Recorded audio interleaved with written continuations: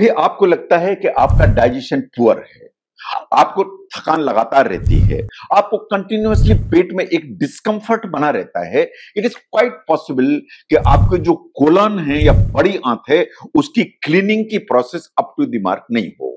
तो जो clean colon है या बड़ी आंत जो साफ रहती है वो बहुत सारी एरियाज में आपको हेल्प करके चलती है। अगर हम बेसिक्स को ध्यान से देखें कि अगर आपका हेल्दी डाइजेस्टिव सिस्टम है तो आपकी जो ओवरऑल हेल्थ है वो अच्छी होगी। जो हेल्दी डाइजेस्टिव सिस्टम है बहुत क्रूशियल रोल प्ले करता है आपके डाइजेशन में, आपके न्यूट्रिएंट एसिमिलेशन में, आपके ऑप्टिमाइजिंग इम्यूनिटी में, इन आपके बॉडी की डिटॉक्सिफिकेशन में।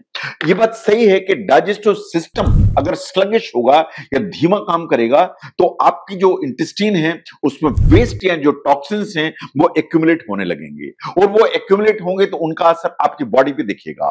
वो आपके शरीर में एक डिस्कंफर्ट, पेट में डिस्कंफर्ट समझ में आएगा, आपको लगातार एक ड्राउजीनेस या सुस्ती रहेगी एंड आपको कुछ हेल्थ कॉम्प्लिकेशंस होने का जो खतरा है वो हमेशा बढ़ेगा।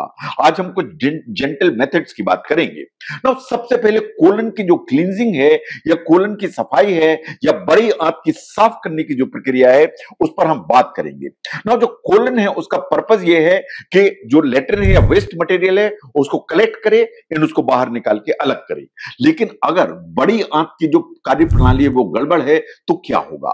जो बड़ी आंत के अंदर जो रेमिनेंट्स हैं या फूड रेमिनेंट्स या वेस्ट मटेरियल है वो जरूरत से ज्यादा टाइम रहेगा तो जो उसमें टॉक्सिक मटेरियल है उनको एब्जॉर्ब करेगा। अगर उनको एब्जॉर्ब करेगा तो पेट में ब्लोटिंग होगी, उसमें कॉन्स्टिपेशन होगा, मेंटल कंफ्यूजन होगा और फटीग होगी।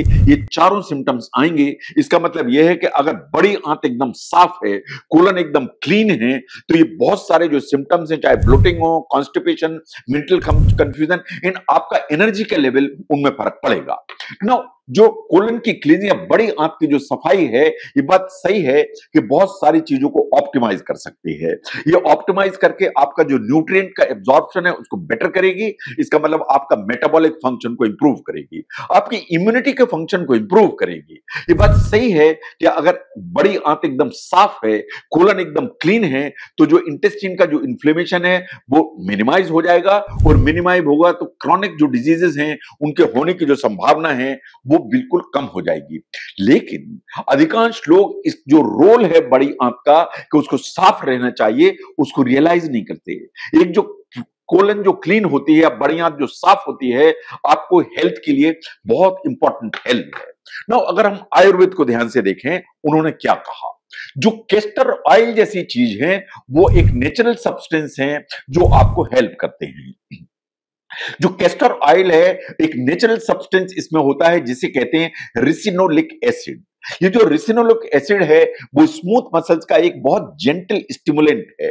वो जो इंटेस्टाइन के जो मसल्स हैं उनको स्टिमुलेट करता है, इन आपके जो बावल के मूवमेंट्स हैं उनको फैसिलिटेट करता है। ये इस चीज को इंश्योर करता है कि जो वेस्ट का एक्सपल्सन है या जो बड़ी आंत में वेस्ट मटेरियल है वो प्रॉपरली बाहर हो। नाउ एक चम्मच कैस्टर ऑयल चाहे आप गर्म दूध या गर्म पानी के साथ रात में सोते समय लेते हैं तो वास्तव में ये आपकी इंटेस्टाइन या आपकी जो कोलन है उसको क्लीन कर देता है। जैसे बहुत सारे एब्रेसिव केमिकल्स होते हैं जो कैस्टर ऑयल है उस तरह के नहीं है, ये नेचुरल है, इन स्लोली धीरे धीरे काम करता है।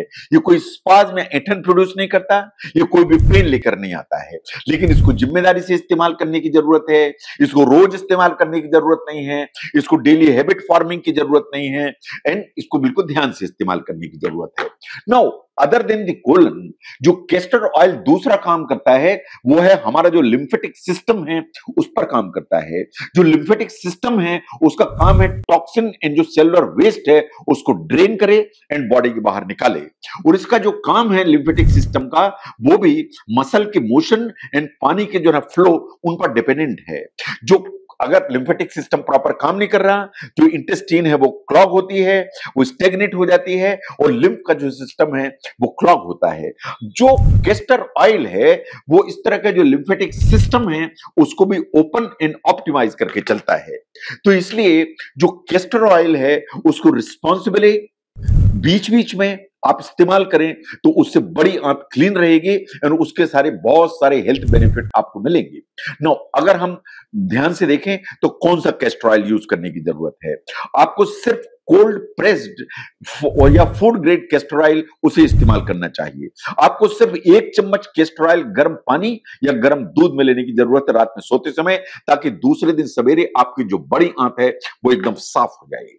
तो इसका मतलब यह है कि आपकी जो अच्छी हेल्थ है उसके लिए अच्छा डाइजेस्टिव सिस्टम इंपॉर्टेंट है, और अच्छे डाइजेस्टिव सिस्टम के लिए आपकी बड़ी आंत का साफ होना एकदम आवश्यक है। अगर ऐसा है तो जो कैस्टर ऑयल जैसी चीज है वो कोलन क्लीनिंग के लिए एंशिएंट टाइम से हमारे देश में यूज होती चली गई है। अगर हम आयुर्वेद देखें तो आयुर्वेद रेगुलरली रिकमेंड करता है कि आपको कैस्टर ऑयल बीच बीच में इस्तेमाल करना चाहिए, ताकि आंत एकदम बिल्कुल क्लीन रहे, बड़ी आंत एकदम क्लीन रहे, क्योंकि ये नेचुरल क्लींसिंग प्रोसेस है और ये अल्टीमेटली आपको हेल्प करती है। इसलिए कि जो कैस्टर ऑयल है उसमें रिसिनोलिक एसिड होता है, जो स्मूथ मसल का रिलीव स्टिमुलेंट है और आपकी बड़ी आंत को साफ करने की ताकत रखता है।